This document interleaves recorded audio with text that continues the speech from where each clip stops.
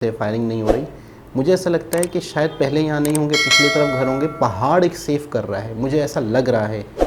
तब भी वहाँ पर बहुत टाइम से डेवलपमेंट शुरू हो गई, घर बनना शुरू हो गए टूरिस्ट के लिए, और यहाँ पर शायद अब हो रही है कि ये थोड़ी सी मुझे जगह नीचे लग रही है, शायद ये जो पूरा एरिया ये वाला जो गांव लग रहा है मुझे। लेकिन ये कि जब यहाँ बंदा जाएगा प्रॉपर। अस्सलामुअलैकुम, नमस्ते, सत श्री अकाल। उम्मीद करता हूँ ठीक होंगे, खुश होंगे दोस्तों। जा रहे हैं, खुश रहें, माँ बाप का ख्याल करें, क्योंकि माँ बाप हैं तो सभी कुछ है। दोस्तों आज की हमारी वीडियो है why India leave this village to live in Pakistan. POK latest village in India. देखते हैं इस वीडियो को। ये है भारत का वो हिस्सा जिस पर पाकिस्तान का कब्जा है। चलो फिर मिलते हैं कभी। वो देखो, Kashmir is equal to Pakistan लिखा हुआ है। पर मैं यहाँ पर पहुँची कैसे और इस जगह की कहानी क्या है? Good afternoon people. मैं दुनिया की सारी चिंता को पीछे छोड़कर निकल पड़ी थी श्रीनगर के लिए, क्योंकि मुझे भारत का वो हिस्सा देखना था जहाँ से सिर्फ एक नदी दूर पाकिस्तान बसा हुआ है। लेकिन आज के मौसम में काफी नाराजगी थी, जिसकी वजह से जम्मू कश्मीर का तापमान एकदम से नीचे गिर रहा था। हालांकि इस सब के बावजूद मैं लगभग शाम के 6 बजे पहुँच जाती हूँ श्रीनगर के फेमस लाल चौक। अब श्रीनगर में मैं स्टे करूंगी आज। मैं यहाँ से एक ऐसे प्लेस पे जाने की कोशिश कर रही हूँ जो कि गवर्नमेंट ने अभी 1 साल पहले ही खोला है, क्योंकि वो POK के बॉर्डर पे पड़ता है। मुझे ये नहीं पता है कि वहाँ पे लोकल ट्रांसपोर्टेशन जाती है कि नहीं। देखते हैं क्या जुगाड़ बैठता है। जिस जगह मुझे जाना था उसे केरन वैली कहते हैं, पर वहाँ जाने में मेरे सामने बहुत सारी अड़चने थी। सबसे पहली तो ये कि क्या वहाँ जाना अलाउड है? 1 साल हो गया होगा लगभग। अगर हाँ तो वहाँ जाना मेरे लिए कितना सेफ रहेगा, क्योंकि लोकल्स के मुताबिक कुछ साल पहले तक वहाँ 24 घंटे फायरिंग चलती रहती थी। और श्रीनगर में ही दिन भर जानकारी जुटाने के बाद मुझे पता चलता है कि केरन वैली जाने के लिए साधन मिलना लगभग नामुमकिन है। डायरेक्टली कुछ भी बस या टैक्सी नहीं मिली मुझे। केरन वैली जाने से पहले मुझे पहुंचना होगा कश्मीर के एक डिस्ट्रिक्ट कुपवाड़ा में, जहां से होपफुली मुझे केरन वैली के लिए कोई साधन मिल जाए। सारा कुछ अनसर्टेनिटी पे डिपेंडेंट है। वहाँ जाने के बाद क्या होगा, शेयर टैक्सी मिलेगी कि नहीं, परमिशन मिलेगा कि नहीं, चलते हैं बस देखते हैं और क्या एक्सपीरियंस है। थोड़ी मगजमारी करने के बाद मुझे कुपवाड़ा के लिए एक शेयर्ड गाड़ी मिल जाती है।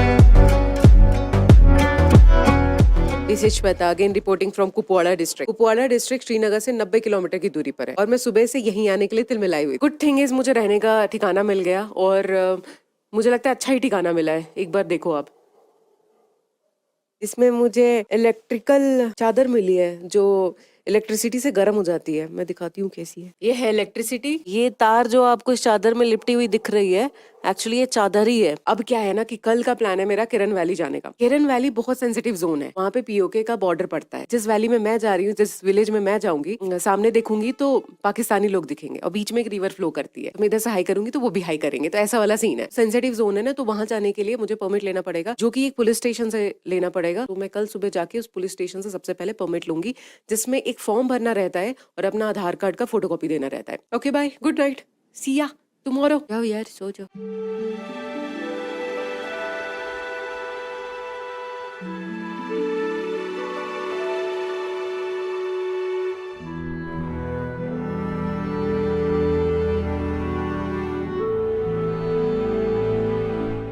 Good morning people. कुपवाड़ा में मैं कल आई 2 घंटे में शेयर टैक्सी से। अब मैं रिकमेंड नहीं करूंगी कि आप ये सेम काम करो, क्योंकि यहाँ पे आने के बाद मुझे पता चला कि रहने के ऑप्शंस ज्यादा नहीं है। कुल मिला के 5-6 होटल्स मिले मुझे, वो भी क्वालिटी वाइज उतने कुछ खास नहीं है। अब श्रीनगर से ही कोई टैक्सी या बाइक हायर करके इधर आइए और दिन में रह के केरन वैली अगर आपको जाना है तो केरन वैली विजिट करके वापस चले जाइए। केरन वैली में भी आप रह सकते हैं टेंट लेके, वहाँ भी रूम्स अवेलेबल आएंगे। वहाँ जाने के बाद ही पता चलेगा कि रूम्स और टेंट्स की क्वालिटी क्या है, वॉशरूम है कि नहीं है, बहुत सारी चीजें हैं।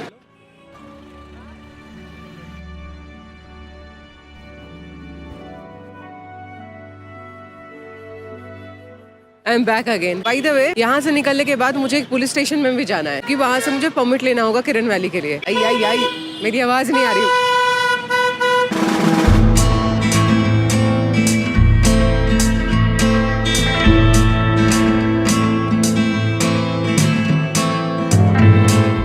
मैं आ गई हूँ अभी करालपुरा से मुझे पुलिस स्टेशन से परमिशन लेनी है केरन वैली जाने के लिए।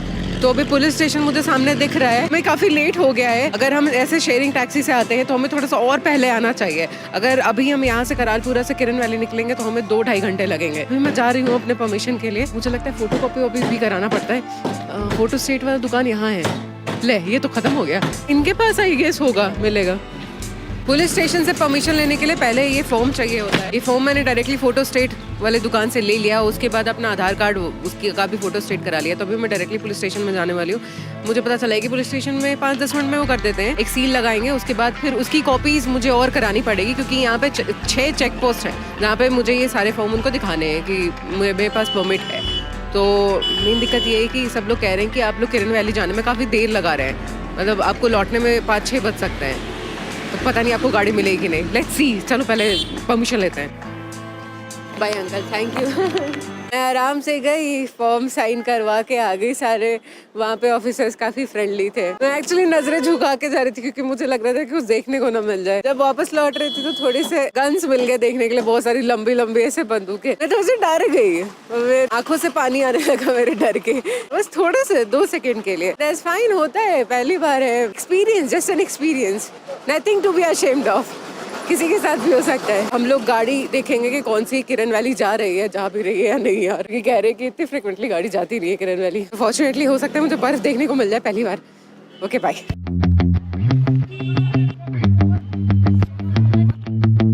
केरन नहीं निकलते हैं शायद। रास्ता केरन गढ़ का दे रहा। अगर डायरेक्टली कोई गाड़ी आ रही है तो उसमें हमें बिठा दे। यहाँ पे क्या चल रहा है मुझे कुछ समझ में नहीं आ रहा है। जैसे मैं यहाँ पे पहुंची और पूछा कि यहाँ से कोई शेयर टैक्सी जाती है कि नहीं, सबने बोला नहीं जाती है, अभी के टाइम में आपको कुछ नहीं मिलेगा, आपको पूरी टैक्सी बुक करके जानी पड़ेगी। तो मैंने पूछा भाई प्राइस क्या होगा उसका, तो एक ने बोला 3000, एक ने बोला 5000। उन्होंने बताया हमें कि एक्चुअली जो शेयर टैक्सी वाला सीन है ना, वो कुपवाड़ा से किरण वैली तक चलता है। बीच में करालपुरा जहाँ पे हम लोग रुके हैं परमिशन के लिए, वहाँ से किरण वैली के लिए नहीं जाती है। अभी ऑफ सीजन में तो नहीं जाती है। तो ये लोग आपस में जुट गए हमारे लिए गाड़ी इंतजाम करने। कुपवाड़ा से कोई गाड़ी आ रही होगी और उसमें सीट्स खाली होगी तो हमें दिला देंगे। 5-6 जन 7 जन एक साथ जुट के ये तैयारी, सब फोन पे लग गए कि अरे भाई कोई गाड़ी आ रही है क्या, अरे फैजल ये इम्तियाज बता भाई। मैं अपनी लैंग्वेज में बात कर रहे थे तो मुझे लगा हो भाई साहब क्या, मैं बस बैठ गई। 5-10 मिनट के बाद पता चला कि एक गाड़ी आ रही है कुपवाड़ा से जिसमें सीट्स खाली मिल जाएंगी हमें। तो अभी हम एक्चुअली अटके पड़े हैं कि एक गाड़ी हमें आ रही है लेने के लिए और यहाँ से किरण वैली तक जाएगी। और दूसरा ये है कि हमने एक भैया से बात की है जो कि तैयार है कि हमें 3000 में यहाँ से किरण वैली ले जाके और वापस कुपवाड़ा तक छोड़ देंगे। क्या होता है, कहाँ रुकते हैं, वापस आते हैं कि नहीं आते हैं।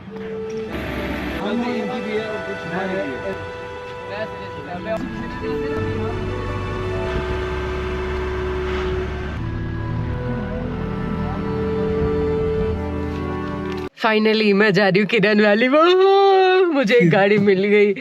हाँ, बहुत मेहनत लगी पर मिल गई। और अभी एक चेक पोस्ट आया जहाँ पे हमारा पुलिस वेरिफिकेशन फॉर्म पे सील लगवाया था, एक कॉपी यहाँ पे जाएगी। किरण वैली है ना, किरण विलेज है एक्चुअली, वो किरण भी नहीं, उसका नाम किरण विलेज है। उस विलेज में जाने के लिए स्टीप चढ़ाई होती है, तो उसी स्टीप चढ़ाई पे है हम।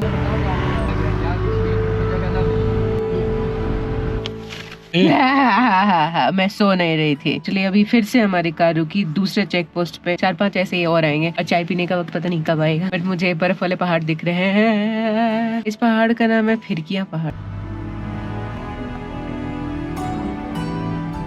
हम पहुंच गए अभी LOC के पहले स्टॉप पे और बर्फ भी दिख रही है मुझे, ऐसे जैसे बर्फ थूक दिया। Very good. लोग को आर्मी वालों ने बुलाया पहचान कराने के लिए, तो अभी मैं चल के जा रही हूँ अपने आधार कार्ड के साथ। Okay bye.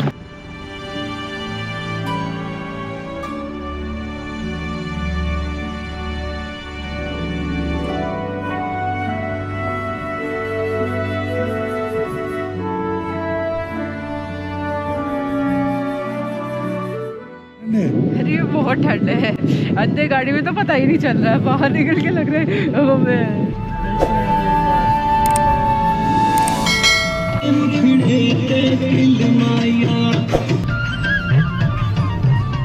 मैं पहुंच चुकी हूँ एक्चुअली POK और इंडिया के बॉर्डर लाइन पे। पीछे बर्फ वाले पहाड़ है उधर, तो इस साइड वाला तो नजारा देख लिया। अब एक्चुअली हम लोग चलते हैं पाकिस्तान की तरफ। एक मिनट, अब मुझे पता नहीं था कि यहाँ पे इतना अच्छा सेटअप है, सब कुछ बहुत अच्छा लग रहा है यहाँ पे आके। ये तो मैं कुपवाड़ा में स्टे नहीं रखती अपना, यहीं पे लेके आ जाती बस्ता। पर बहुत मशक्कत हुई है यहाँ पे आने में। वो जो एरिया दिख रहा है ना, वो पहाड़ पे सारे घर, वो एरिया पूरा पाकिस्तान ने ऑक्युपाई कर रखा है। तो अभी मैं जा रही हूँ एग्जैक्टली उस लाइन पे जहाँ से मैं हाई करूंगी उनको। ले, ये तो गाँव निकला। एक मिनट, ये हमारे साइड का गाँव नहीं है, ये उनके साइड का गाँव है। रिवर का फ्लो कितना तेज है, मुझे वार्न किया गया था कि आप रिवर के पास कतई मत जाना, क्योंकि इस फ्लो में कब बह जाओगे पता भी नहीं चलेगा। मैं अभी आई तो स्कूल के बच्चों को देखा आगे चल रहे हैं मुझसे, वैसे अब मुझे समझ में आएगी ओ पूरा सेटअप है यहाँ पे। ऐसा लगा था कि ये टूरिस्ट स्पॉट अभी खुला गया है ना, तो बस एक एरिया होगा जहाँ पे जाके खड़ा होना होगा और सामने से हाय वाई, तो वो रिस्ट्रिक्टेड एरिया होगा। बट नहीं, यहाँ पे तो काफी ओपन है। बस रिस्ट्रिक्शन ये है कि आपको अपना आधार कार्ड और ये जो भी आइडेंटिटी प्रूफ है सबमिट करके आना है यहाँ पे। जब आप जाओगे तो आपको मिल जाएगा। Okay, simple and easy. जय हिंद। अभी मैं बस अपने डेस्टिनेशन पे पहुंचने ही वाली हूँ, पर रास्ता इतना सुंदर है क्या बताऊँ। बहती हुई नदी, ओए इस नदी का नाम है किशन गंगा हमारे साइड में, उनके साइड में इसको कहते हैं नीलम रिवर, और उनकी वादियों का भी नाम भी नीलम वादी है। नहीं आता, चैलेंज कर रहे हैं यार आपको तो। आप आओ ना, अभी हमारे साथ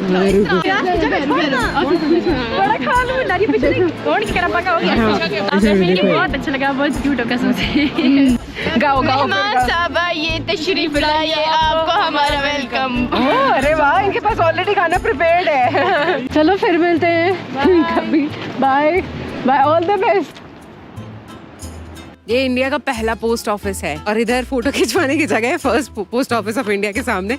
और यहाँ पे डिस्टेंसेस लिखे हुए हैं, जैसे दिल्ली का 930 किलोमीटर, जयपुर का 1171, वैसे इस साइड भी है कराची का, मुजफ्फराबाद, इस्लामाबाद। और उस साइड जो है हमारी तरह ट्रैवलर्स आते हैं, टूरिस्ट आते हैं, वो पाकिस्तान का साइड है, मतलब पीओके का साइड है। और इधर हम इधर हाई कहेंगे ना, वो भी उधर से हाई कहेंगे। ये मेरे पीछे पीओके है और मैं हूँ अपने इंडिया में। पीओके इंडिया, जैसे हमारा कैंप है ना इधर, टेंट वेंट, ऐसे ही इन लोगों ने होटल्स बना रखे हैं और टूरिस्ट दूर दूर से आते हैं इस वाले जगह पे। बहुत मजा आ रहा है यहाँ पे रह के भी। ओह, ये कितना सही है बैठने के लिए। ऐसे किशन गंगा हो या नीलम, पानी तो पानी है। मुझे अगर पता होता ना कि इतना बड़ा गांव बसा हुआ है इस साइड, तो मैंने कुपवाड़ा में नहीं रहती और इतनी मशक्कत भी नहीं करती, मैं सीधे यहीं पे आ गई और यहीं पे रहती। यहाँ पे टूरिस्ट इनफ्लो अभी काफी कम है क्योंकि अक्टूबर का टाइम है, ऑफ सीजन है। पर जब टूरिस्ट इनफ्लो होता है तो बोलते हैं कि गाड़ियों को निकालने की जगह भी नहीं मिलती। और जो रास्ते बने हैं अभी 3-4 सालों में ही बहुत ज्यादा बने हैं। उसके पहले 6 बजे के बाद यहाँ पे कोई आता भी नहीं था। ये जगह जितनी खूबसूरत है उससे कई ज्यादा बदसूरत इसका अतीत है। लोकल्स के मुताबिक यहाँ पर कुछ साल पहले तक ही सरहद के दोनों ओर से गोलियां चलती रहती थी और यहाँ पर लोगों के घर होने के बावजूद वो रह नहीं पाते थे, जिनमें से कुछ लोग अपने घरों को ऐसे ही छोड़कर हमेशा के लिए सरहद पार कर चुके हैं। 1990 से लेकर 2016 तक तो बिल्कुल मतलब हालात खराब थे, फायरिंग होती थी, तो यहाँ रहना बड़ा दुश्वार था। इस युद्ध में कौन जीता कौन हारा ये तो मुझे नहीं पता, बस इतना पता है कि इस जंग में कुछ लोग अपना घर बार और जीवन तक खो चुके हैं।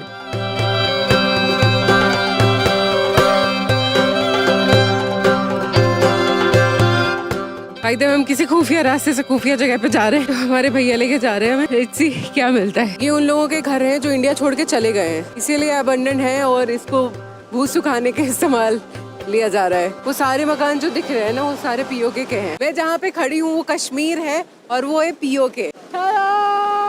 मैं जिस वक्त आई हूँ वो ऑफ सीजन चल रहा है इधर का भी और आई गेस उधर का भी, तो उधर भी ज्यादा टूरिस्ट है। मुझे बहुत कुछ अलग देखने के लिए मिला है, बहुत कुछ अलग एक्सपीरियंस करने के लिए मिला है। मुझे नहीं लगता है कि ये मैं कर पाती अगर जो मुश्किलें आ रही थी उससे हार जाती। कहने का मतलब ये है कि लक्ष्य आप डिसाइड करो, रास्ता अपने आप मिल जाएगा। धन्यवाद।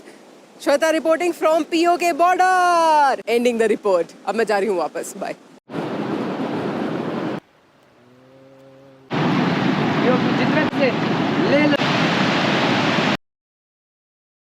जी जनाब, बहुत ही यूनिक एक्सपीरियंस, बहुत ही ज़बरदस्त व्लॉग। यकीन करें देख के दिल खुश हो गया, मज़ा आ गया।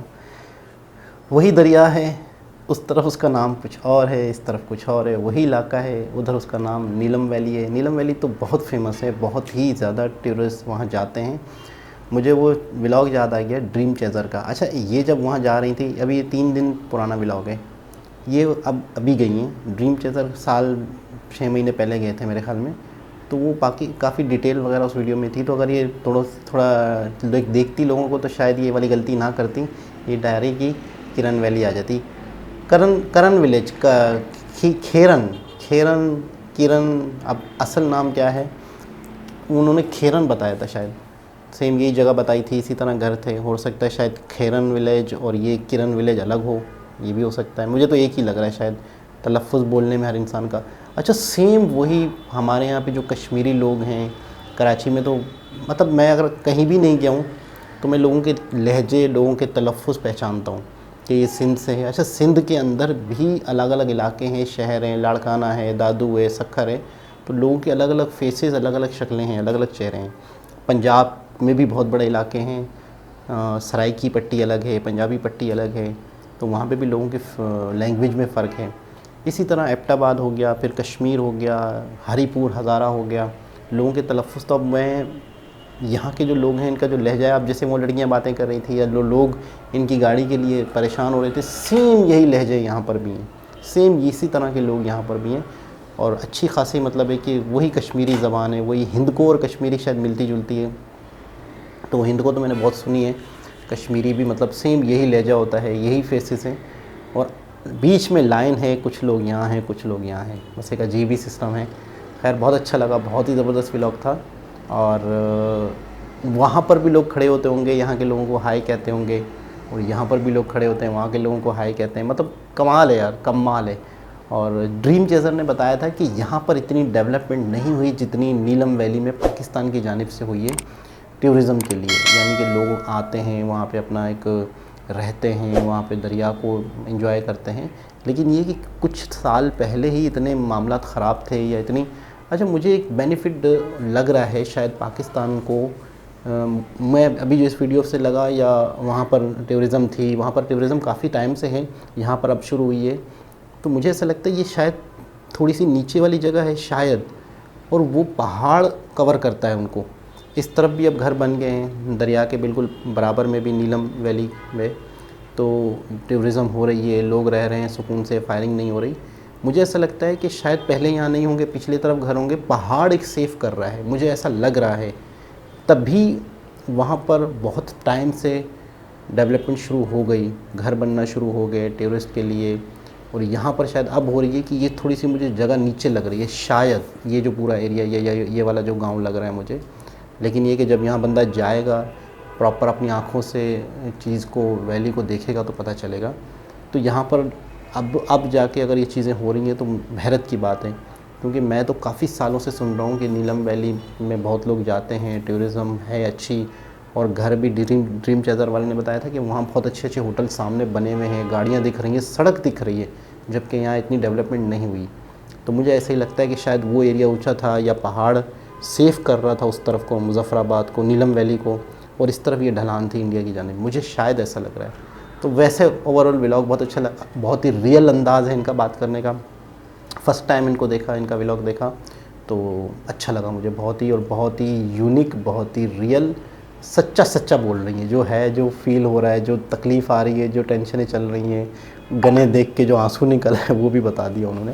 खैर दोबारा किसी और वीडियो के साथ आपसे मुलाकात होगी, जब तक के लिए अल्लाह हाफ़िज़।